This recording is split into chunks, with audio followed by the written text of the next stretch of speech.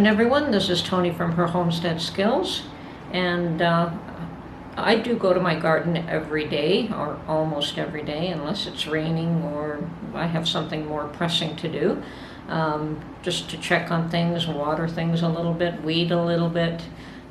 There's always something to do in the garden. But I have noticed that my spinach had grown to the point where it was, I was able to harvest it. And so today I decided was the day that I would harvest and preserve my spinach. So here is my method of preserving spinach this time around. Okay.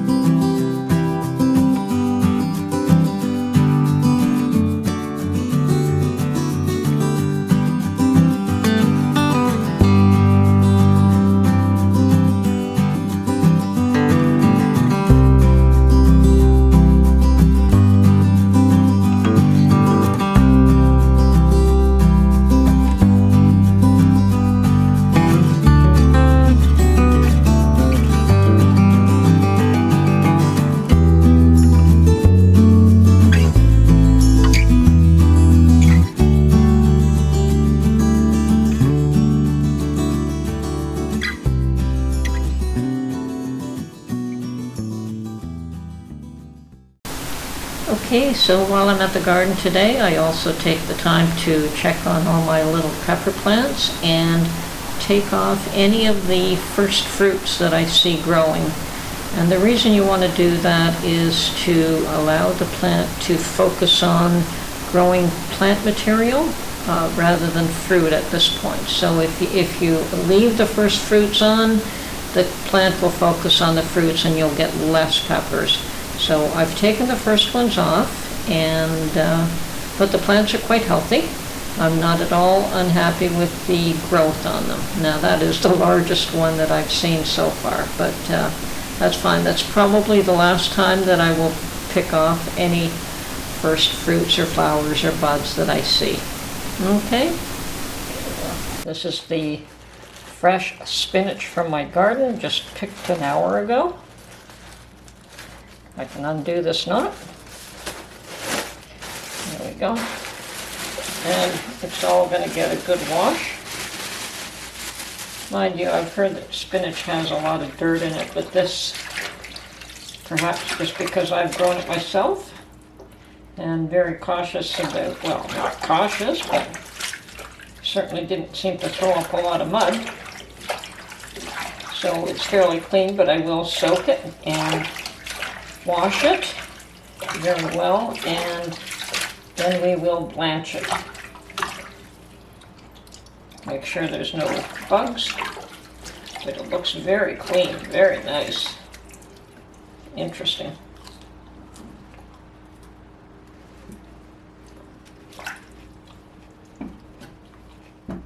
Okay, so my spinach has been washed really well, and now I'm going to blanch it. So I'm going to put as much as I can fit into this pot.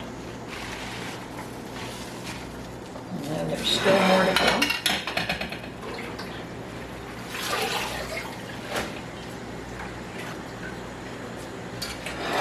Now spinach does reduce in size fairly quickly, so even if you fill this pot right up, you're going to be fine.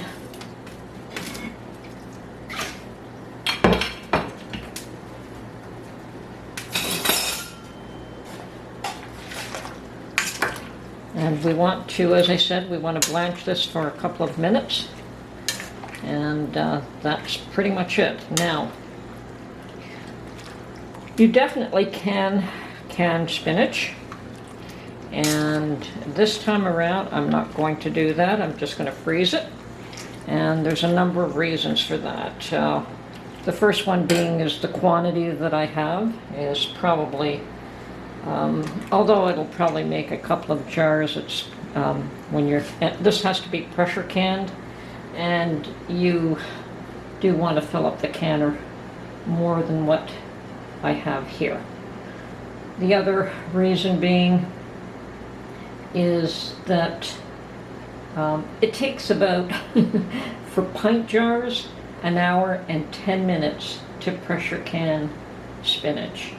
And that's an awfully long time for a couple of little jars, number one. Number two, it freezes extremely well. So that is going to be my preferred method. If I was doing a super large quantity, I think I would prefer to can it. But since the quantity is very small, freezing it is adequate for my needs.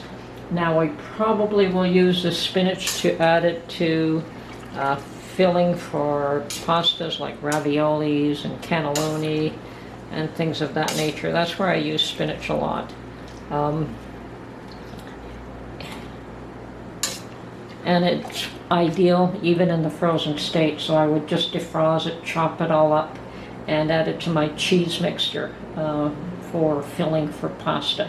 The other thing is it can be chopped up and probably ground up even after it's, slightly defrosted, and used in dough for pasta. So you can make a green pasta by adding spinach to it.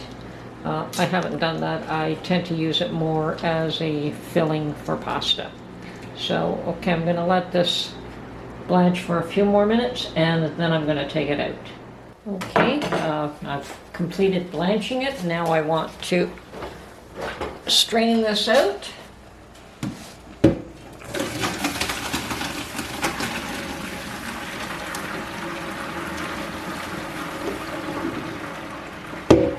And as you can see, what looked like a fairly large quantity has been reduced substantially. Now, I also want to stop it from cooking, so I'm going to immerse this in cold water. And then we'll strain it out again.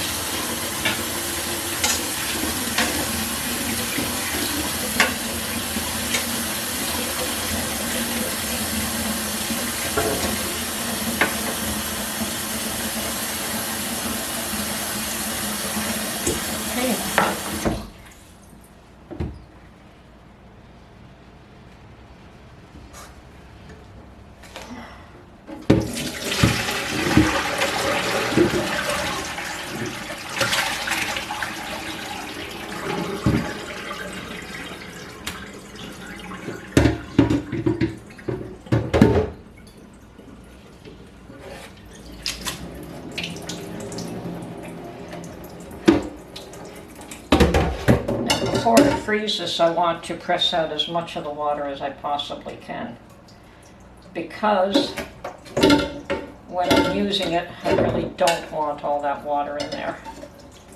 And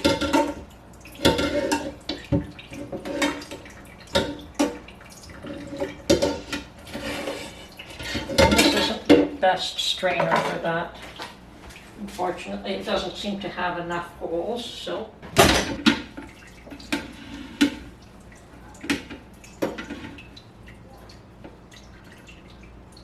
okay, so I'm going to let that strain for a while, then I'll get back to you.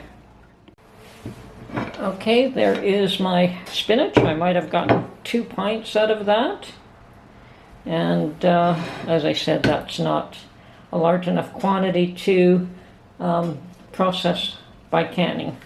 Although it's awesome, fresh, beautiful spinach. So what I'm going to do now is just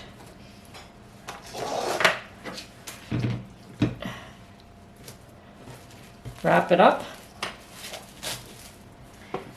and freeze it. Now I will probably vacuum seal this once it's frozen, but for now I'm just going to put this in the freezer like this. And yes, each one of these little individual packets is probably all I need for when I'm making pasta. Perfect.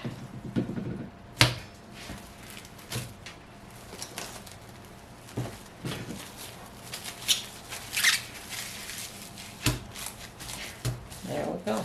Okay, so these two will go in the freezer now, and they'll be available for me when I need them for cooking. That's how I will preserve spinach.